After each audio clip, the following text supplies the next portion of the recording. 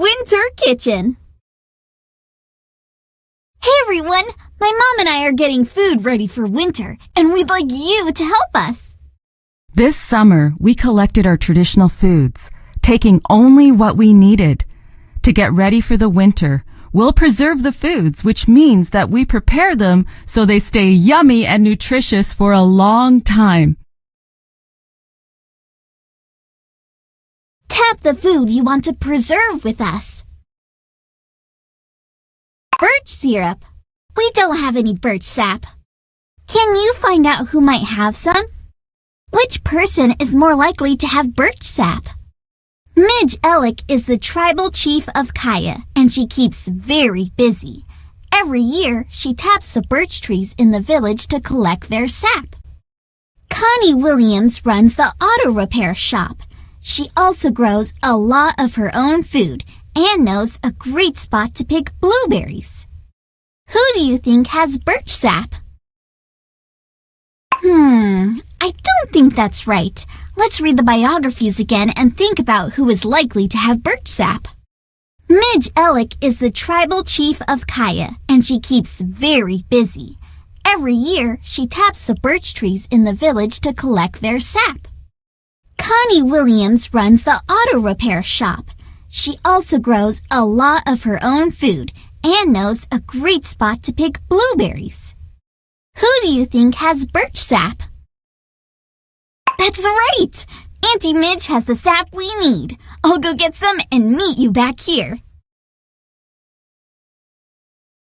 Masi Cho! Now we have everything we need to make syrup from birch trees. Tap to get started.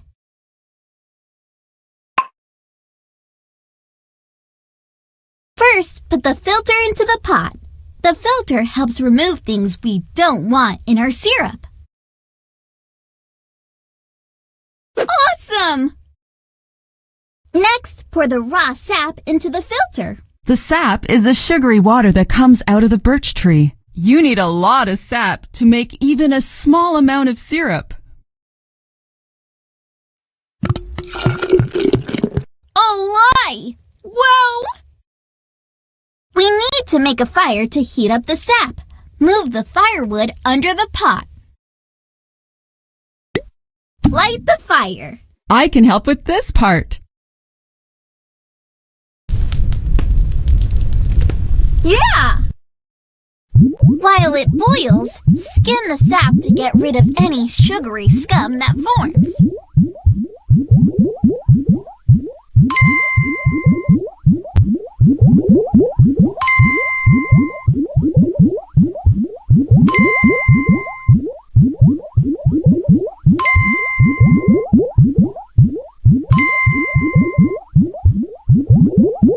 After a long time, a few hours, the sap boils down and turns into thick, sweet syrup. Stir the syrup while it cooks. Keep cooking until it gets very hot.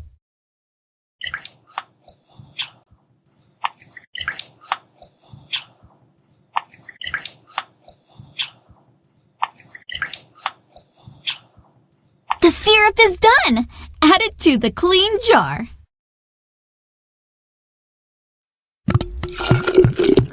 Great! Put on the lid and spin the lid to close it. The syrup is so hot that the lids seal themselves closed. That helps the syrup stay fresh.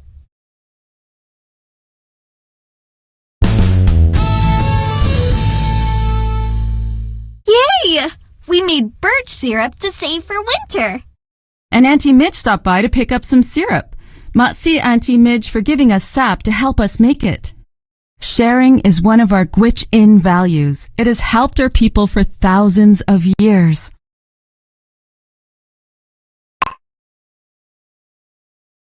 Tap the food you want to preserve with us. Pickles. We don't have any cucumbers. Can you find out who might have some? Which person is more likely to have cucumbers? Daniel Mumford is the village librarian. He learned to hunt and fish when he moved to Kaya, and enjoys eating moose and salmon. Trini Mumford is 7 and used to live in Texas. She grows lots of vegetables in her garden and has won a gardening prize at the Alaska State Fair. Who do you think has cucumbers? That's right. Trini has the cucumbers we need. I'll go get some and meet you back here. Masicho! Now we have everything we need to turn cucumbers into pickles. Tap to get started.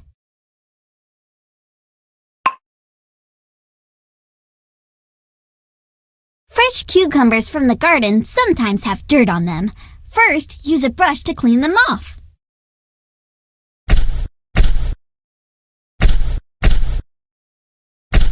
Nizzy! Nice!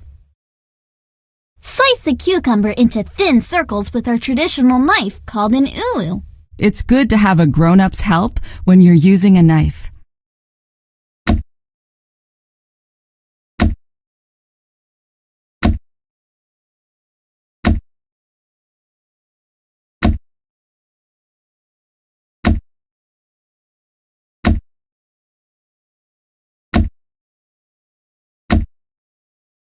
Great!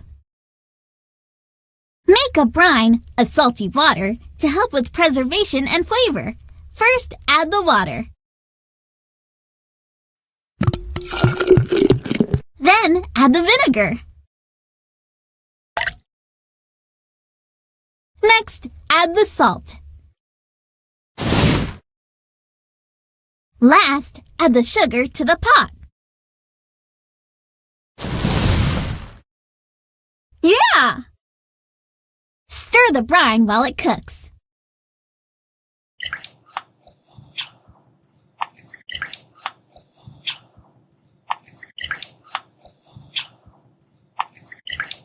Yeah!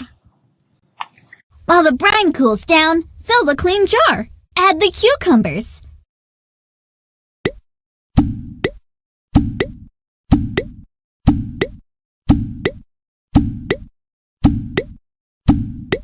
Add the dill. Yeah! Then pour in the brine so it covers all the cucumber slices. Oh, cool! Put on the lid. And spin the lid to close it. Great! We're almost done. Put the jars in boiling water to tighten the lids and make sure no air comes in.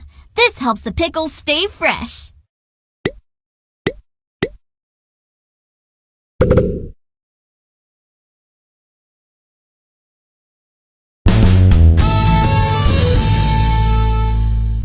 Yay! We made pickles to save for winter. And Trini stopped by to get some pickles. Merci, Trini, for giving us cucumbers to help us make it. Sharing is one of our Gwitch-in values. It has helped our people for thousands of years.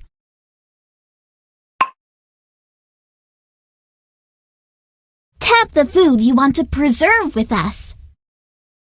Blueberry jam. We don't have any blueberries. Can you find out who might have some? Which person is more likely to have blueberries? Connie Williams runs the auto repair shop. She also grows a lot of her own food and knows a great spot to pick blueberries. William Patuk owns the wood shop in the village. He can carve all kinds of things out of wood. He shares older wood he doesn't need with his neighbors to use as firewood. Who do you think has blueberries? That's right! Connie has the blueberries we need. I'll go get them from her and meet you back here. Masicho! Now we have everything we need to turn Jock fresh blueberries into jam. Tap to get started. Connie picked these berries from her favorite spot. Let's clean them by taking away all the sticks and leaves.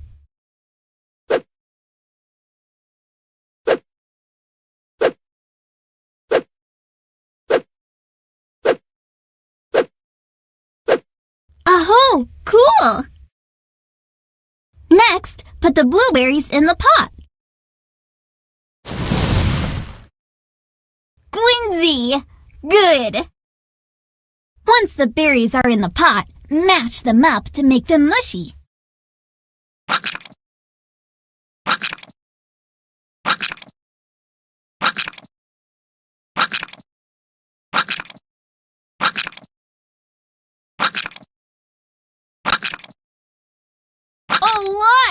Whoa! Next, add the sugar to the pot. Then, add the lemon juice. Lemon juice adds a tangy taste. And put in the pectin powder. Pectin helps make it thicker and more like jelly. Then stir everything together while it cooks.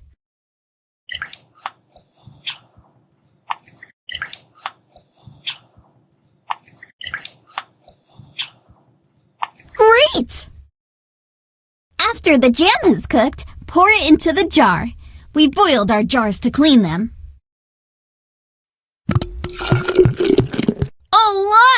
Whoa! Put on the lid. And spin the lid to close it. Great!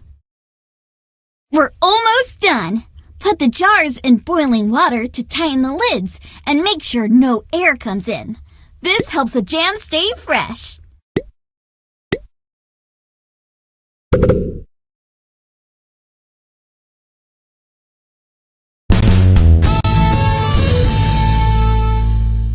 Yay! We made blueberry jam to save for winter.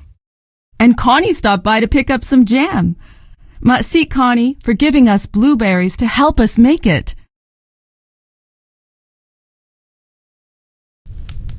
Wow! Look at all the different foods we preserved together. We worked hard this summer so we could have food to nurture us all winter, just like our ancestors. We're so thankful to the earth that we're able to have all this food that we can share with our friends and family.